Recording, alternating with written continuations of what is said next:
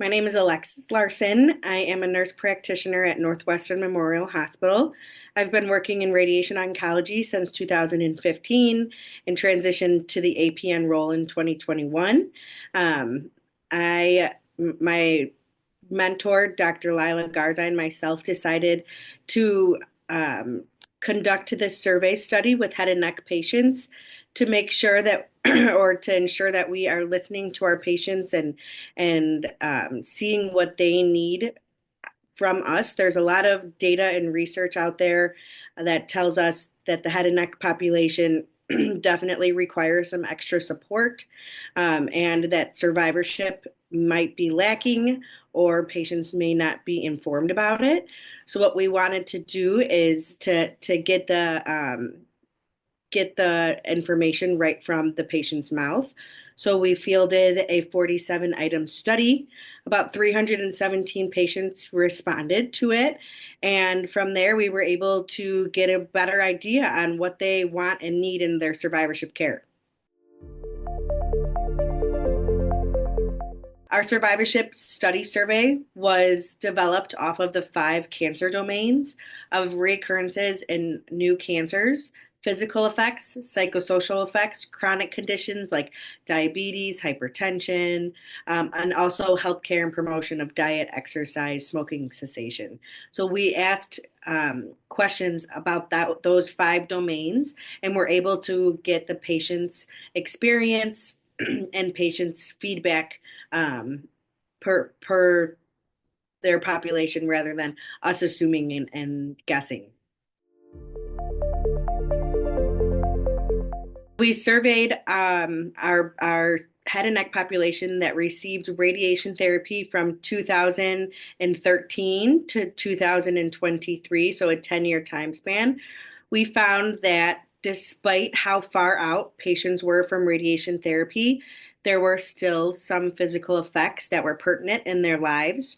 Dry mouth and trouble swallowing was the main side effect that both patients that finished radiation less than 2 years and greater than 2 years ago experienced. The closer from finishing radiation, the more side effects that they were experiencing, which we had an idea would be the case, but just allows us to have that information of who and when we need to refer out to different subspecialties to make sure that they have a closer grip on patients and close follow up with them to help the patient's physical needs. Mental health was definitely a top subject within this survey study. About 70% of the participants stated that their mental health was not addressed during their oncology care, which is common in the literature when comparing our study results with different results of outside literature and study within the data. We're seeing that mental health can be lacking, which is sad because our head and neck population definitely struggles with mental health because of all the cofactors that come along with the side effects and the treatment and the financial toxicity and different challenges that they encounter during their treatment. So, in order to address that, we are going to be implementing a cognitive behavioral therapy training that patients can start prior to radiation therapy and implement during their first 4 weeks of radiation therapy to help them with anxiety, depression, and pain throughout and following the completion of treatment.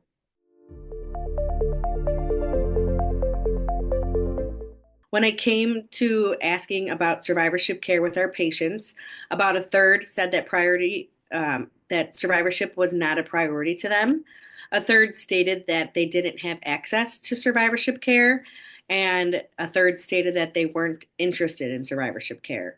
We found that women were more interested than men in survivorship care, and that education about survivorship was was lacking in our population. We gave the ability for patients to free type in answers. And there were some answers that said what even is survivorship care and of quite a few of those. So that just tells us that maybe as professionals we can start addressing and educating about survivorship care at the completion of treatment to make sure that patients know this is a definite resource available to them.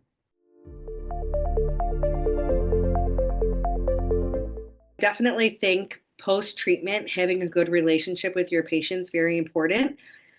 Starting a good overall survivorship clinic, we want to address all of the needs 1 or 2 times a year, and that's what we were seeing in the patients' requests. We asked them how they would want it framed, how many times a year that they would want to come, and if they would rather do it in person or via telehealth. So a majority of the patients stated that they would like to come 1 to 2 times a year for one longer visit, address all of the needs during that visit, and then they would rather do it in person, but about half did say telehealth as well. So we would have that flexibility.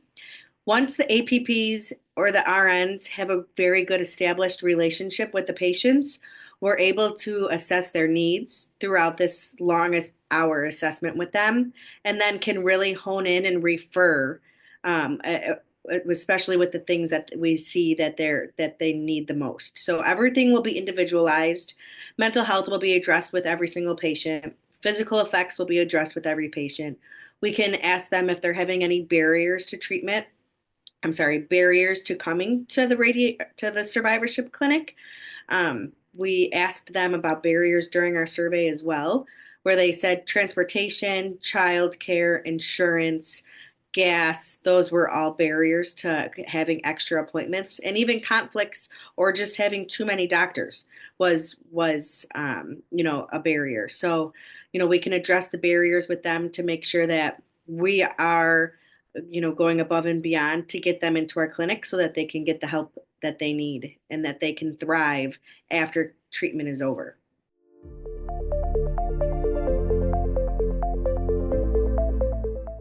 I would definitely say going into radiation therapy to the head and neck is challenging. There are a lot of things that need to be addressed before, during, and after cancer treatments. Um, it's not a lie when people say that it is hard, but we have resources and we're here to help. We want to help. Um, People are able to thrive after radiation to the head and neck. It takes a little bit of time, but the proper support is when that's implemented, when the proper support is implemented, that's when patients do really well. So our next steps, like I said, first and foremost, we want to make sure that mental health is addressed with all of our patients. So we'll be implementing the cognitive behavioral therapy modules before and during radiation therapy for all patients. We're going to open it up to a larger cohort of patients, not just head and neck patients. We are going to make sure that patients are establish survivorship care visits and schedule their follow-ups at their last day of radiation. Dr. Gharzai does a great job at educating about the importance of survivorship care. So making sure that patients have the knowledge of what is survivorship care, they understand the importance of it, and understand the resources that can be utilized during it. I also think as an APP, it's important to not only look at the patient, but also look at their, the whole picture. Yes, they have physical effects and troubles and side effects after radiation ends, but also looking to see how they're doing with their chronic conditions, making sure that they continue to stay in contact with their primary care physicians, moving their body, living a healthy lifestyle, not smoking, eating well, taking correct vitamins and supplements. I think, supporting the body after cancer care is very, very important. And one of the main, most important things with survivorship. We have a ton of resources, but ultimately the patient goes home and they're with themselves and their families. So knowing how to take care of themselves in a holistic way of, again, diet, exercise, healthcare and promotion, good ways to supplement their body is very important and can definitely help with cancer fatigue, can help with any vitamin or mineral deficiencies that they've encountered from treatment. And I'm really excited to help this population.